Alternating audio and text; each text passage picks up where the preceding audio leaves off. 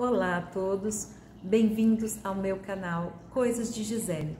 Vamos dar continuidade à leitura do livro Sabedoria das Parábolas, de Humberto Roden.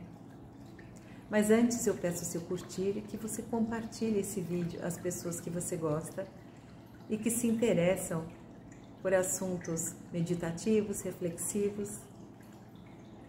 Vamos então à leitura. Hoje, a festa nupcial, Mateus 22, versículo 1. Pelas núpcias humanas se perpetua a vida racial terrestre, pelas núpcias divinas se realiza a vida individual celeste. O reino dos céus é semelhante a um rei que celebrava as núpcias de seu filho. Em todas as literaturas, dentro e fora do cristianismo, a experiência mística aparece invariavelmente em roupagens de vivência erótica. Na Bíblia, não é somente no Cântico dos Cânticos de Salomão, mas também no Evangelho do Cristo, que mística e erótica figuram uma ao lado da outra. Eros e Logos aparecem sempre de mãos dadas.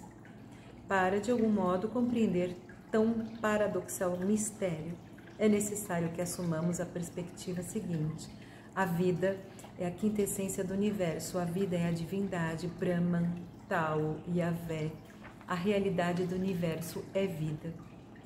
É da íntima natureza da vida, una e única, que ela se manifeste em forma de vivos, que o eterno uno se revele sem cessar em verso temporário, formando o universo, a unidade na diversidade.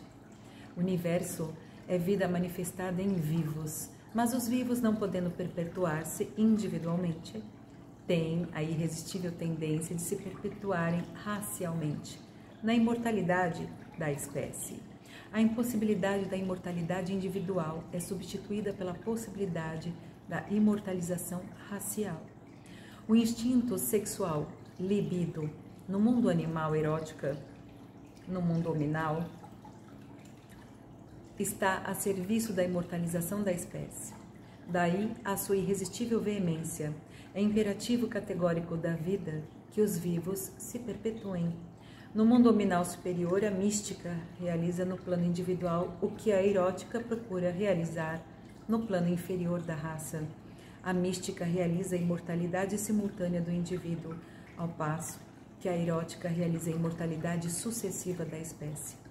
Erótica e mística, como se vê, estão a serviço da imortalidade, cada uma em sua esfera.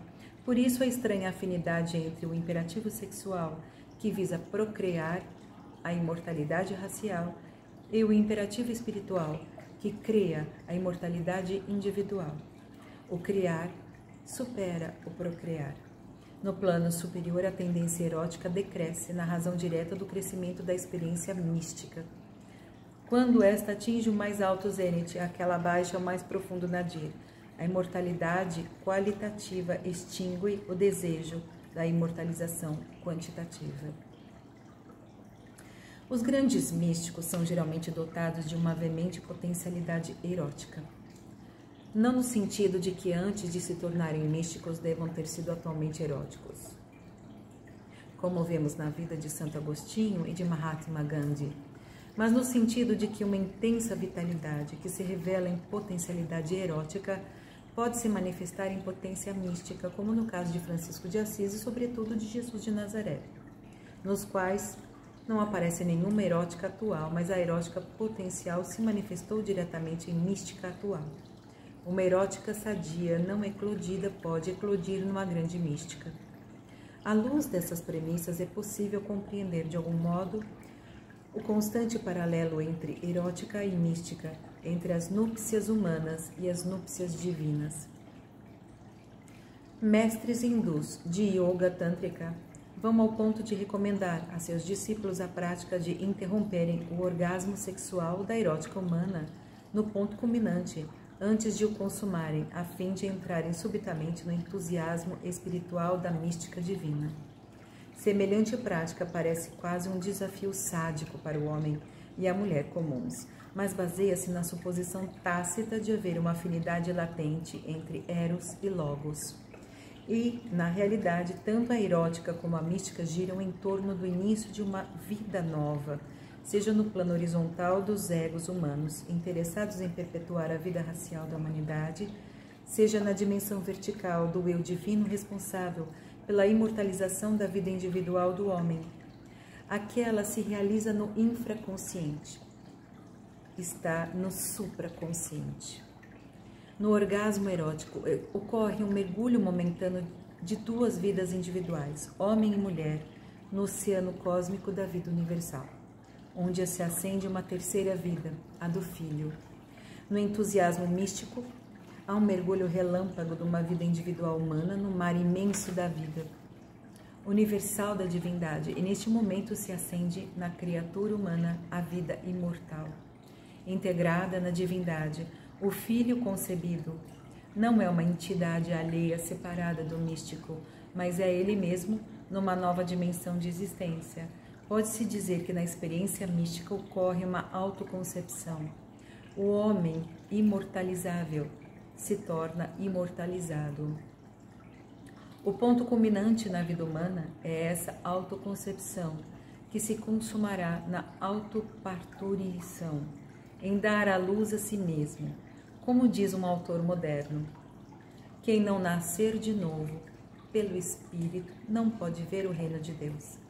A erótica, que é a mística da carne, perpetua a imortalidade racial da humanidade. A mística, que é a erótica do Espírito, realiza a imortalidade individual do homem. Freud escreveu um livro intitulado Eros e Thanatos, Amor e Morte, como que sentindo a afinidade entre amor e morte. Se não houvesse a morte dos indivíduos, não haveria necessidade para o Eros, destinado a preencher com vida nova as lacunas que Thanatos abre nas vidas individuais. Eros equilibra o déficit que Thanatos causa incessantemente.